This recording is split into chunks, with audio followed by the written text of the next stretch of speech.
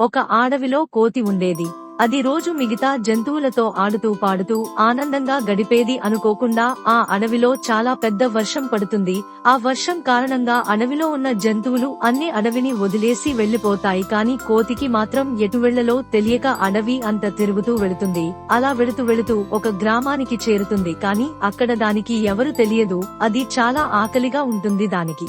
ఇంతలో ఒక సంత కనిపిస్తుంది. ఆ సంతలో చాలా రకాల పళ్ళు కనిపిస్తాయి. అక్కడే ఉన్న అరటి పళ్లను చూస్తుంది. అందులో నుండి అరటి పండు తీసుకుని తింటుంది. అది చూసిన వ్యాపారి దానిని కొట్టి తరిమేస్తాడు. అది ఏడుస్తూ వెళుతుంది. అలా వెళుతూ ఒక చెట్టు కింద కూర్చుంది. అలా చాలా సేపు ఏడుస్తూనే ఉంటుంది. ఆ సంతలోకి కొంతమంది చిన్నారులు వస్తారు. వాళ్లలో ఉన్న ఒక చిన్న పాప ఆ కోతిని చూసి దాని దగ్గరకు వెళుతుంది.